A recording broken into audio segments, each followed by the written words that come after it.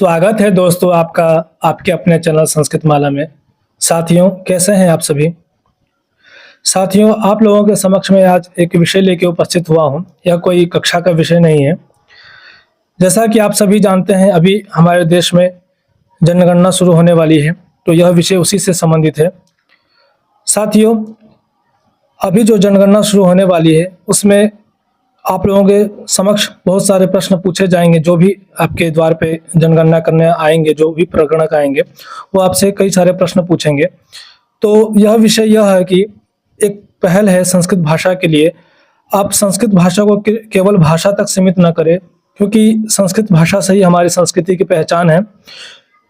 तो आप लोगों के लिए एक संदेश है और प्रार्थना यह है कि जब भी जनगणना शुरू हो और जब जनगणना अधिकारी आपके द्वार पर आए, तो आपको अपनी जो मातृभाषा है वो तो आपकी जो मातृभाषा है वो तो आपको लिखना ही है, लेकिन आप से एक निवेदन है, यह है कि अपनी मातृभाषा के साथ संस्कृत भाषा को भी अवश्य दर्ज करवाएं। वहाँ पे आपको 3 भाषाएं पूछे जाएंगी, तो आप अपनी मातृभाषा लिखवाकर एक संस्कृत भाषा भी जरूर लिखवाएं। आपका यह जो योगदान है आपके आने वाले पीढ़ियों को, भविष्य को उजागर कर सकता है। अब कई लोगों के मन में यह प्रश्न होगा कि हम तो संस्कृत भाषा जानते ही नहीं है, हम तो संस्कृत के विद्वान है नहीं, तो हम संस्कृत भाषा क्यों दर्ज करवाएं और कैसे करवाएं।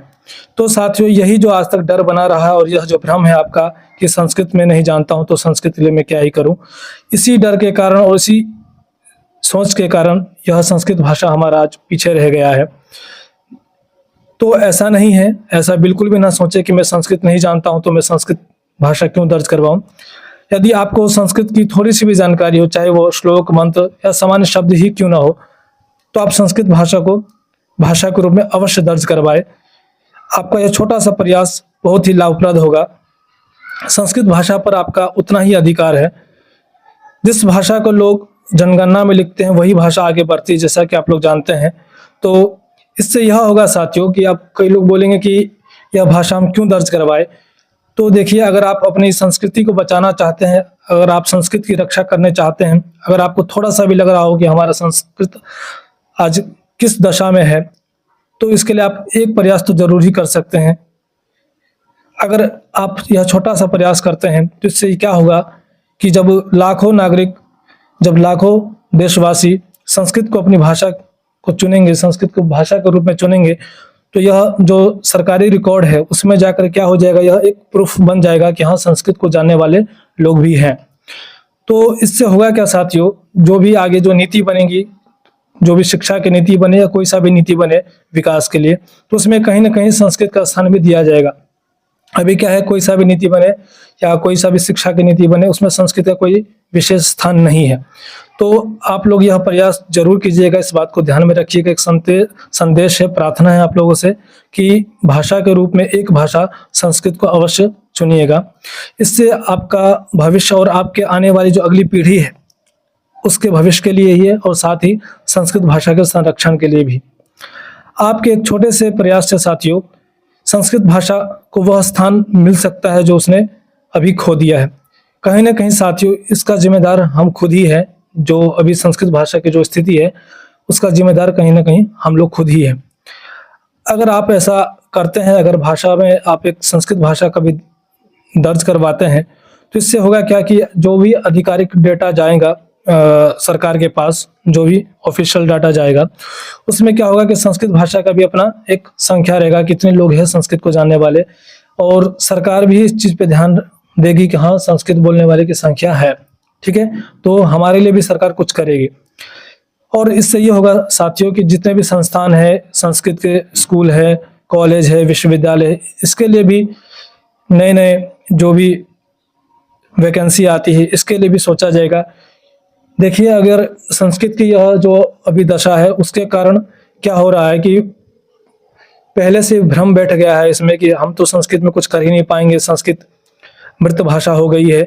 ऐसा नहीं है साथियों, मृत भाषा हमने बना दिया है और संस्कृत को हमने छोड़ा है, संस्कृत ने कभी हमको नहीं छोड़ा। तो जैसा कि अभी कुछ दिन पहले ही मैंने एक न्यूज़ पढ़ा था, मदरसा बोर्ड के अंदर जितने भी विद्यालय चल रहे हैं तो उसके लिए करोड़ों रुपए आए जो फंड मिलता है विद्यालय चलाने के लिए, विद्यालय संचालन के लिए करोड़ों फंड आए, लेकिन संस्कृत विद्यालय के लिए 1 पैसा तक नहीं आया। आखिर क्यों? क्या आपने कभी विचार किया आखिर क्यों नहीं आया? और जो विद्यालय हैं, उर्दू विद्यालय हैं, जैसे मदरसा बोर्ड का चल रहा है, उसमें इतने सारे पैसे आते हैं, कहाँ से आ रहे हैं इसको? आखिर क्यों सरकार इसको बढ़ावा दे रही है? और जो हमारा संस्कृत भाषा है, इस पे कोई नहीं ध्यान दे रहा है। हम खुद नहीं दे रहे तो सरकार कहाँ से देगी? हम एक तो संस्कृत भाषा से दूर होते जा रहे, पढ़ना भी छोड़ दिए, और जो पढ़ रहा है उसको भी ये भ्रम बना देते हैं कि भाई इसमें रोजगार नहीं है, आगे नौकरी नहीं लगेगी, या बहुत सारा भ्रम फैला हुआ है। अगर आप साथियों थोड़ा सा ध्यान देते हैं तो यह संस्कृत भाषा फिर से वह स्थान प्राप्त कर पाएगा।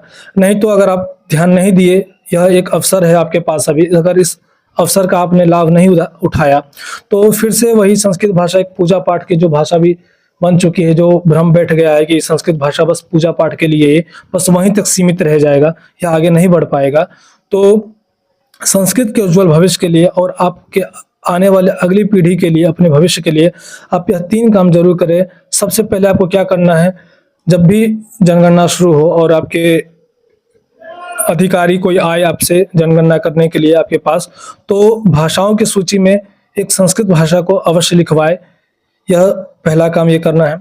दूसरा यह करना है कि आप अपने स्तर से अपने परिवार, मित्रों और पड़ोसियों को भी इस अभियान के बारे में बताएं, संस्कृत भाषा के बारे में बताएं। उनको भी यह बताएं कि यह आपको संस्कृत भाषा का चयन करना है।